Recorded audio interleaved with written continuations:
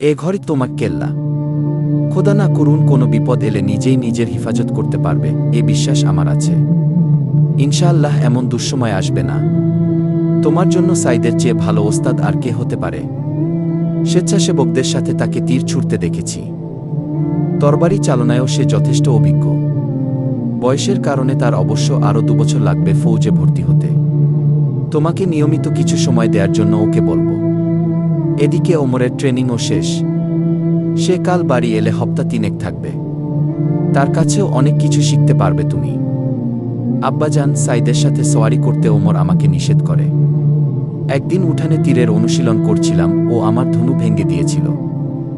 ও একটু বেকুব, মৃদু হেসে বললেন তিনি। অনেক বেশি বেকুব। আম্মাজানকে বলে কিনা আপনি আতেকাকে খারাপ করে ফেলছেন। সেদিন সাইদকে এক চড় মেরে দিয়েছিল সে। সাইদ ওর চেয়ে বয়সে ছোট, কিন্তু চড় খেয়ে হামিদ বিন জোহরার বেটা কিছু বলেনি। সাইদও ধাক্কা দিয়ে তাকে নদীতে ফেলে দিয়েছিল। সে তো ছোট সময়ের কথা। এখন ও যথেষ্ট বুদ্ধিমান হয়েছে। না আব্বাজান, গ্রানাডায় থেকে ও আরও বেকুব হয়ে গেছে। ও বলে বড় হয়ে নাকি সিপাহসালার হবে। এতে খারাপের কি দেখলে? সিপাহসালার হয়ে সাইদকে গাধার পিঠে চড়িয়ে নাকি সারা শহর ঘুরাবে। ও তোমাকে রাগাতে চেয়েছিল বলেই হেসে উঠলেন তিনি। আতেকার লেখাপড়া চালিয়ে যাওয়া উচিত বললেন আম্মারা। ওকে হামিদের ঘরে পাঠিয়ে দিলে ভালো হয়। সে কিছুটা সময় দিতে পারলে তো তা এর সৌভাগ্যই বলতে হবে, কিন্তু অধিকাংশ সময়ই তাকে বাইরে থাকতে হয়। তবু তাকে আমি বলব সময় পেলেই যেন আতেকাকে ডেকে পাঠায়। অবশ্য ওর ব্যাপারে আমার সুপারিশেরও দরকার নেই। হামিদ বিন জোহরা একে যথেষ্ট স্নেহ করেন। উত্তরের শস্য ভরা এলাকা ধ্বংস করে গ্রানাডার সামনে ছাউনি ফেলল ফার্ডিন্যান্ডের ফৌজ। এজন্য দক্ষিণের যেসব পাহাড়ি এলাকা থেকে গ্রানাডায় রসদ আসত সেদিককার কেল্লাগুলোর গুরুত্ব বেড়ে গেল। কয়েকদিন আসার সুযোগ পায়নি নাসির। এজন্য স্ত্রীকন্যাদের নিয়ে গিয়েছিলেন নিজের কাছে। কেল্লা তত বড় ছিল না, মাত্র 500 সিপাইয়ের স্থান হতো এতে। কিন্তু তার গঠন ছিল এত মজবুত, এর কাছে আসতে যথেষ্ট বেগ পেতে হতো হামলাকারীদের। কিল্লাটি ছিল উঁচু টিলার ওপর। উত্তরে প্রায় 200 গজ নিচে ছিল নহর। দক্ষিণ দিক থেকে গ্রানাডায় যাওয়ার পথ কিল্লার ফটকের 100 কদম দূরে এসে বায়ে মোড় নিয়েছিল। উত্তর ও পূর্ব দিক ঘুরে পাঁচিলের এত নিকটে এসেছিল রাস্তা, বুরুজ থেকে পাথর ফেললেও তীরের চেয়ে তা বেশি বিপজ্জনক। এখান থেকে পাহাড় ঘেঁষে ঘুরে ঘুরে সড়ক পৌঁছেছিল নহরের পুল পর্যন্ত। কেল্লা থেকে পুল পর্যন্ত সড়কের ঢালু ছিল এত বিপজ্জনক, গ্রানাডায় সামানপত্র আনা নেয়ার গাড়িগুলো ধাক্কা দেওয়ার জন্য কিল্লা এবং পুলের কাছে সব সময় লোক থাকতে হতো। পুলের হিফাজতের জন্য নহরের ওপারে ছিল একদল সিপাই। মাইল 3 পশ্চিমে গভীর খাদ। এ খাদ কিল্লার জন্য ছিল খন্দকের মতো। দক্ষিণে কিল্লার পিছন দিকে উপত্যকা এবং পাহাড়। পাহাড়ি কবিলাগুলোর জন্য ওই দিকটা ছিল নিরাপদ। যেসব পথে দুশ্মনের আকস্মিক হায়লার সম্ভাবনা ছিল, ওসব স্থানে ছিল ফৌজি চৌকি। কিল্লার দক্ষিণ পশ্চিম কোণে দোতলা ঘরের ওপরতলায় থাকতেন নাসির, নিচতলা অফিসারদের পরিবারের জন্য। এ কিল্লার পরিবেশ ছিল গ্রামের চেয়ে ভিন্ন। গ্রামে স্বাধীনভাবে ঘোড়া ছুটাতে লজ্জা পেত আতেকা। এজন্য খুব ভোরেই বেরিয়ে পড়ত। কিন্তু এখানে ছিল পূর্ণ আজাদি। প্রতিদিন কয়েক মাইল ঘোড়া ছুটাত। সমগ্র এলাকার ঘাঁটি এবং পাহাড়ি পথগুলো হাতের রেখার মতোই পরিচিত হয়ে গেল ওর কাছে। কিল্লার মতো বাইরের চৌকির মুহাফিজরাও দেখেই চিনে ফেলত তাকে। প্রথম দিকে কেল্লা থেকে বেরুলে একজন পাহারাদার থাকত তার সঙ্গে। কদিন পর তাকে বারণ করে দিল আতেকা। ছুটন্ত ঘোড়া থেকে তীর ছোড়ার অনুশীলন করত। ওকে দেখলে সিপাইদের ফ্যাকাশে চেহারা ঝলমলিয়ে উঠত। সালারের মেয়ের এ সাহস দেখে ওরা এত প্রভাবিত হল যে আরও অনেকেই তাদের ছেলে মেয়েদেরও নিয়ে আসতে চায়। কিন্তু কিল্লায় স্থানের অভাবে তাদের দরখাস্ত কবুল করতে পারল না আতেকার আব্বা। এক অফিসারের স্ত্রী গ্রানাডা কন্যা বলে ডাকত তাকে। অল্প কয়েকদিনে কিল্লা ছাড়াও বাইরের চৌকিগুলোতে এ নামে বিখ্যাত হয়ে গেল সে। সূর্য ডোবার সময় কখনো বাড়ির ছাদ, কখনো নহরের ওপারে টিলা থেকে ও উদাস চোখে তাকিয়ে থাকত দক্ষিণ দিকে। লোকলকে গমের চারা আর সবুজের সমারোহ ঠেকেছে গ্রানাডা পর্যন্ত। কখনো ঘোড়া হাঁকিয়ে ও পৌঁছে যেত নিজের গ্রামে। সাধারণত হামিদ বিন জোহরার সাথে সফরে থাকতেন তার চাচা। চাচির সাথে দেখা করে মনসুরকে দেখার বাহানায় বাড়ি চলে যেত সে। ফেরার পথে হামিদের লাইব্রেরি থেকে তুলে নিত 1-2টা বই।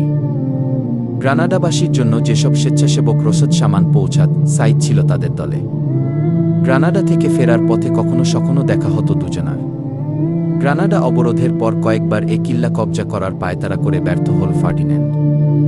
এক রাতে 3 দিক থেকে জোরে সোরে হামলা করল খ্রিস্টানরা। কিছু সোয়ার পৌঁছে গেল পুলের কাছে, কিন্তু বড় ধরনের ক্ষতি স্বীকার করার পর পিছিয়ে গেল ওরা। কিল্লার মুহাফিজ আনন্দ করছিলেন এ বিজয়ের জন্য। পূবের এক চৌকির মুহাফিজের গাফলতিতে দুশমনের পদাতিক ফৌজ নহর পেরিয়ে এল।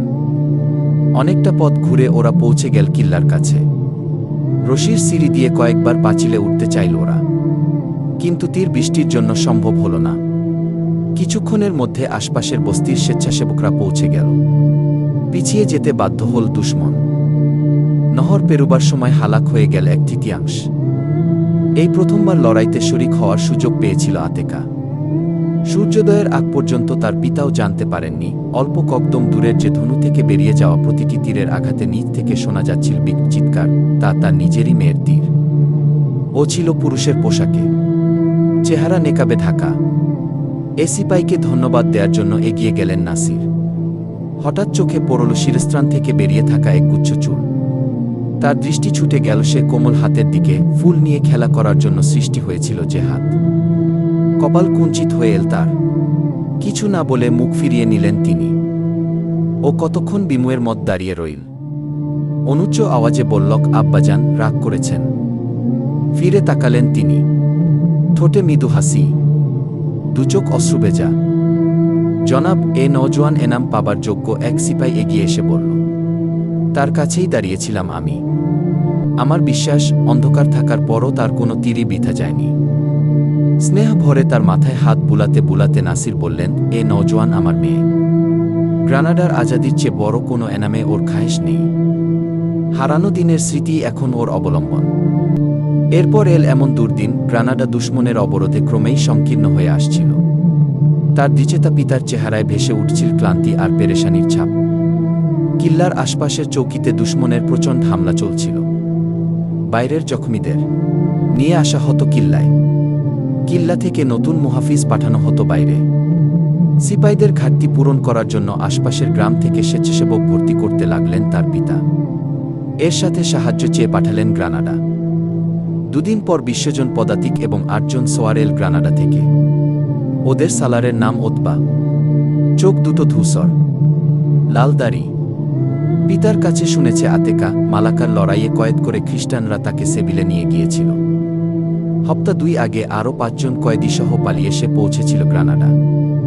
সেনা ছাউনি থেকে বলা হয়েছে সে এক মেধাসম্পন্ন অফিসার, একজন ভালো গোলন্দাজও। কর্তব্যনিষ্ঠার কারণে 2 হপ্তার মধ্যেই তার পিতার বিশ্বাস কুড়িয়েছিল সে। 50 জন সিপাইয়ের জিম্মা দেয়া হল তাকে। তার ব্যাপারে কিল্লায় এ কথাই মশহুর ছিল যে সে কেবল হুকুম শুনতে এবং হুকুম দিতে জানে।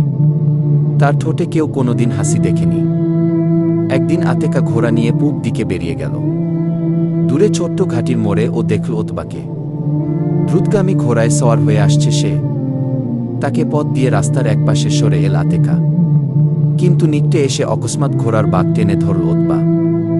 তার দিকে এক নজর তাকিয়ে দৃষ্টি নত করে বলল, মাফ করুন, আপনার এখন আর এভাবে একা বেড়ানো ঠিক নয়। এ চৌকি থেকে সামান্য দূরেই কাল দুশমনের উপস্থিতি টের পাওয়া গেছে। কিল্লার মেয়ে বেরুলে তার হিফাজতের ব্যবস্থা হওয়া প্রয়োজন।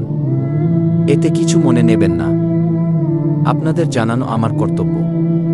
দক্ষিণ দিক অনেকটা নিরাপদ, ওদিকে গেলেও আপনার সাথে কেউ থাকা দরকার।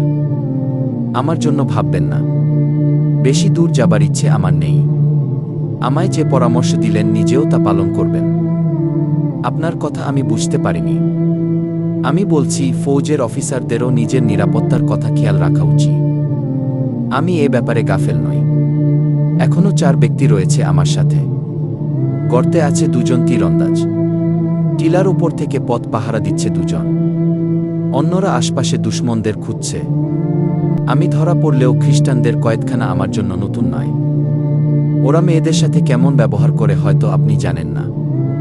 আপনি বাহাদুর, অনেক কিছুই শুনেছি আপনার ব্যাপারে।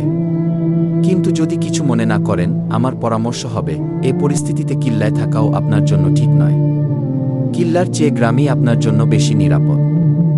অনুমতি পেলে আপনার আব্বাকে বলব আপনাকে গ্রামে পাঠিয়ে দিতে। না না, তাকে পেরেশান করবেন না। কথা দিচ্ছি আমি সাবধান থাকব। আপনার সাথে থাকার এজায় তো আমার দেবেন। উতবা গভীরভাবে তাকিয়েছিল তার দিকে, কিন্তু রাগে বিবর্ণ হয়ে গেল আতেকার চেহারা। ঘোড়ার বাঁক ফিরিয়ে নিয়ে বলল, নিজের চরকায় তেল দিন। চোখের পলকে হাওয়ায় উড়ে হারিয়ে গেল তার ঘোড়া। এরপর দ্বিতীয়বার আর কথা বলার সুযোগ দেয়নি সে উতবাকে। দূরে না গিয়ে কিল্লার আশপাশে ঘুরে ও ফিরে আসত। তবুও ও যখন গায়ে যেত অথবা বাইরে বেরুত, দুটো ধূসর চোখ কিল্লার কোনো স্থান থেকে অনুসরণ করত তাকে। বেইমানের বিষকামড়।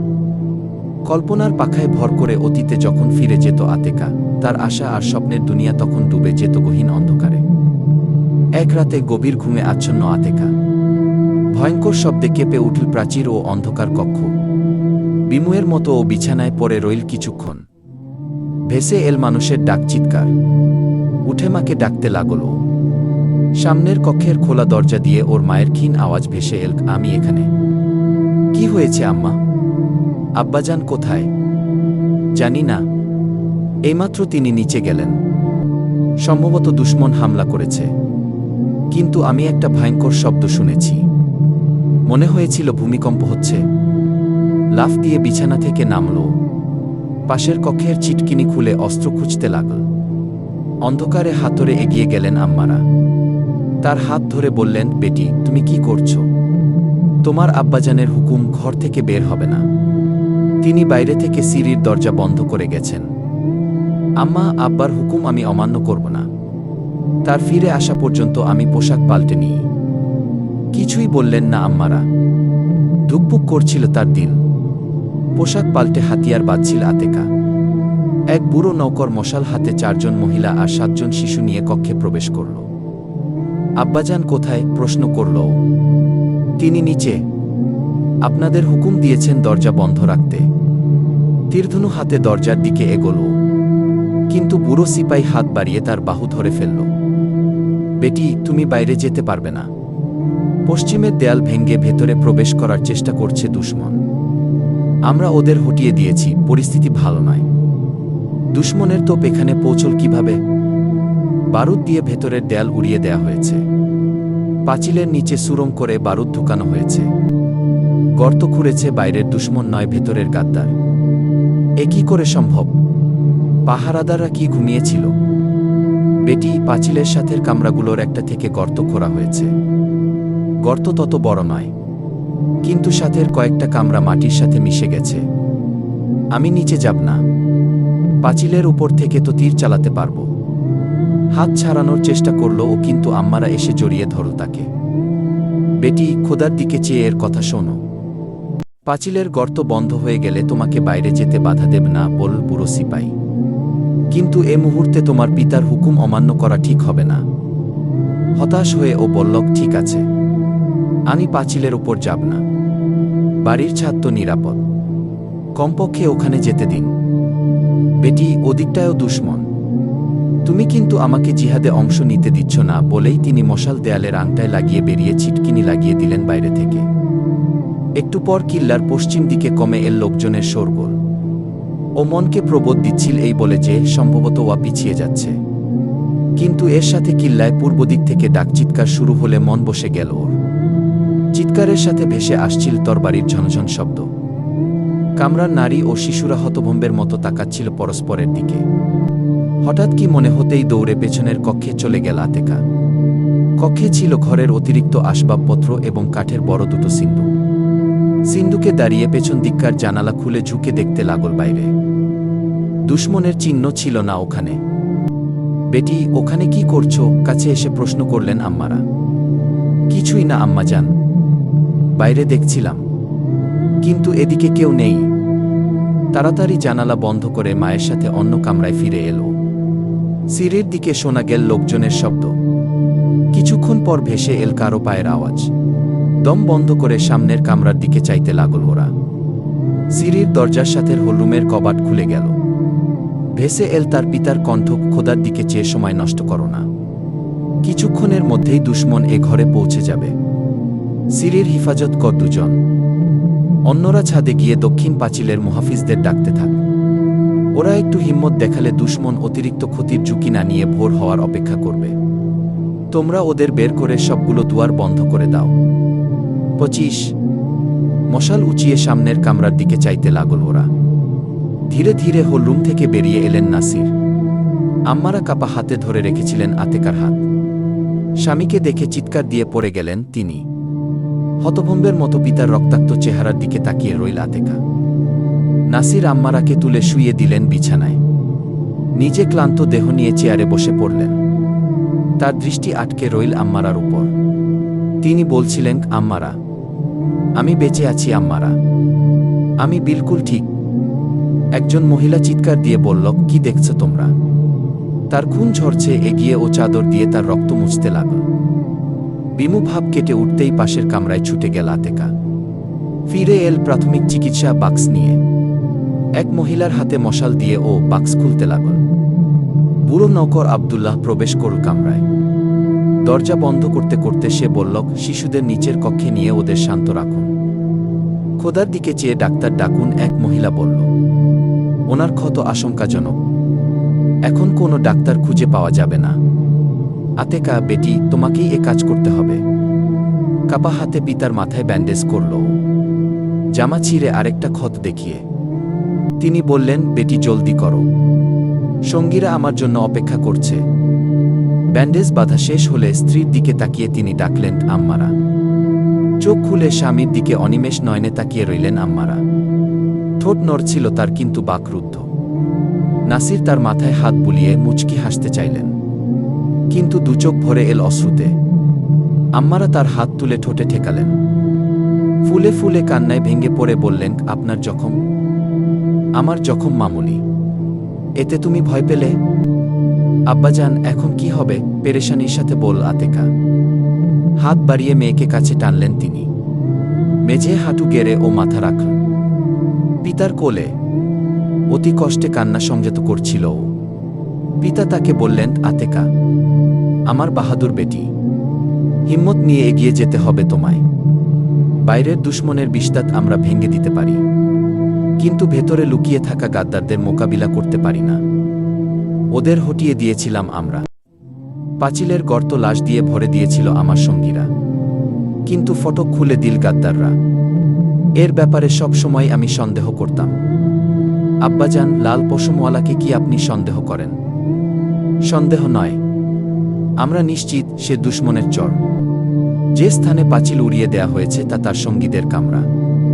বিস্ফোরণের পূর্বে দুজনকে কামরা থেকে বেরিয়ে দরজার দিকে যেতে পাহারাদাররা দেখেছে। বদকিসমত আজ ফটকের পাহারায় ছিল ওতবা। ওখানে বিশ্বস্ত কজন সিপাই ছিল। তাদের উপস্থিতিতে ফটক খোলা সম্ভব ছিল না, কিন্তু পাঁচিল ভেঙে গেলে অনেকেই ওখানে ছুটে গিয়েছিল। নিজে এক অসহায়া বালিকা এই প্রথমবার অনুভব করল। মাথা তুলে পিতার দিকে তাকিলে বলল, আব্বাজান, এখন কি হবে? বেটি, এখন আমি কিছুই বলতে পারছি না। আমাদের খুনে পিয়াস মেটানোর জন্য হয়তো ভোরের অপেক্ষা করবে দুশমন। তাহলে বাইরের লোক এসে যাবে আমাদের সাহায্যে। কিন্তু লড়াই চালিয়ে যেতে থাকলে এখানে পৌঁছতে ওদের বেশি সময় লাগবে না। সঙ্গীদের সাথে থাকা আমার একান্ত প্রয়োজন, কিন্তু বেরুবার পূর্বে তোমার কাছে প্রতিশ্রুতি নিতে চাই। আমি কি আশা করতে পারি যে তুমি ধৈর্যের পরিচয় দেবে? আব্বাজান, কোনোদিন তো আপনার আস্থা এবং বিশ্বাসকে আহত করিনি, কিন্তু এ অবস্থায় আপনি বাইরে যেতে পারবেন না। ছাদে গিয়ে বাইরের অবস্থা দেখতে চাই।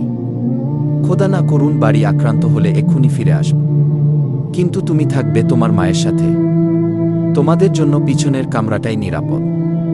আব্দুল্লাহ থাকবে তোমাদের সাথে। শিশুরা অন্ধকারে ভয় পেতে পারে, এজন্য অন্য মশালটা জ্বেলে রাখবে। বাইরে যাতে আলো না যায়, এজন্য জানালা বন্ধ রেখো। ও কিছু বলতে চাইছিল, কিন্তু তাড়াতাড়ি তিনি বললেন, এখন কথা বলার সময় নেই মা। আব্দুল্লাহ, কি দেখছ? জলদি করো। শিশুদের খাদ্য আর পানি ভেতরে নিয়ে যাও। আম্মার আর বিশ্রামের প্রয়োজন। তার বিছানা তুলে ওখানে বিছিয়ে দাও। না, আমার বিছানার প্রয়োজন নেই, ক্ষীণ কণ্ঠে বললেন আম্মারা। খানিক পর নারী এবং শিশুরা চলে গিয়েছিল পেছনের কামরায়। আতেকা হতভম্বের মতো তখনও নাসিরের সামনে দাঁড়িয়ে। পানি চাইলেন নাসির। কধক পান করে হঠাৎ দাঁড়িয়ে গেলেন তিনি। এখন সময় নষ্ট করো না। স্বামীভক্ত স্ত্রী চকিতে তার দিকে চাইল একবার। মেয়ের হাত ধরে কম্পিত পায়ে এগিয়ে গেল অন্য কামরায়। বিশ্বস্ত সঙ্গী আব্দুল্লাহর দিকে ফিরলেন নাসির। তুমিও যাও, দরজা বন্ধ রেখো। ভেতর দিক থেকে ছিটকিনি লাগাল নৌকর। নাসির দরজা আটকে দিলেন বাইরে থেকে। আতেকা চিৎকার দিয়ে বলল, আব্বাজান, আপনি কথা দিয়েছিলেন ছাদ থেকে ফিরে আসবেন। বেটি ভাঙ্গা আওয়াজে বললেন তিনি। আমার ওয়াদা ঠিক রাখার চেষ্টা করব। কি বলছি মন দিয়ে শোনো। দরজা কেন বন্ধ করলাম আব্দুল্লাহ তোমাদের বলবে। আমার দেরি হয়ে গেলে তার কথা মতো কাজ করবে। আব্দুল্লাহ সেই জিনিসটা সিন্দুকের পিছনে। আব্বাজান, আব্বাজান ডাকতে লাগল, কিন্তু কোনো জবাব এল না। আস্তে আস্তে হারিয়ে গেল তার পায়ের আওয়াজ। বেটি, জোরে আওয়াজ করো না, আব্দুল্লাহ বলল। মায়ের দিকে ফিরে ও বলল, আম্মাজান, সিন্দুকের পেছনে কি আছে আমি জানি। কিল্লা থেকে আমাদের বের করে দিতে চাইছেন আব্বা। তিনি যাবেন না আমাদের সাথে। মরণ পর্যন্ত আমরা তার সঙ্গ ছাড়ব না, এ একিন তার ছিল। এজন্য তিনি দরজা বন্ধ করে দিয়েছেন। সিন্দুকের পিছন থেকে দড়ির সিঁড়ি বের করে আব্দুল্লাহ বলল, বেটি, আমরা যখন প্রথম আসি এ সিঁড়িটি এখানেই ছিল। কিল্লার সাবেক মুহাফিজ হয়তো ভেবেছিলেন কোনোদিন ছেলে মেয়েদের কিল্লা থেকে বের করতে হতে পারে, কিন্তু একথা ভাসতেও প্রস্তুত ছিলেন না তোমার আব্বা। তোমাদের জীবন মরণের প্রশ্ন না হলে তিনি এতটা পেরেশান হতেন না। তুমি জান বন্দিনীদের সাথে খ্রিস্টানরা কেমন ব্যবহার করে। তোমাকে গ্রানাডা কন্যা নামে ডাকা হয়। এসব মহিলা এবং শিশুরা দুশমনের বর্বর অত্যাচার থেকে বেঁচে যেতে পারে। দক্ষিণ পাঁচিলের পাহারাদার এতক্ষণে আলো জ্বেলেছে। আলোতে এখানের সব অবস্থা দেখা যাবে। ওদের আসতে দেরি হবে না। কিন্তু তাদের আসার পূর্বেই যদি দুশমন আমাদের প্রতিরোধ শক্তি নিঃশেষ করে এ বাড়িতে হামলা করে বসে, তবে আমাদের শেষ চেষ্টা হবে তোমাদের কেল্লা থেকে বের করে দেয়া। রাতে দক্ষিণের এলাকা নিরাপদ হবে তোমাদের জন্য। আমাদের গ্রাম পর্যন্ত প্রতিটি বস্তির লোকেরাই তোমাদের সাহায্য করবে। এখন বেরোনোর জন্য প্রস্তুত হও। সিঁড়ি ঝুলানোর জন্য জানালা খুললে মশাল নিভিয়ে ফেলা হবে। যে আগে নামবে এদিক ওদিক না ছুটে পাঁচিলের কাছে অপেক্ষা করবে সঙ্গীদের। এরপর ধীরে ধীরে বেরিয়ে যাবে।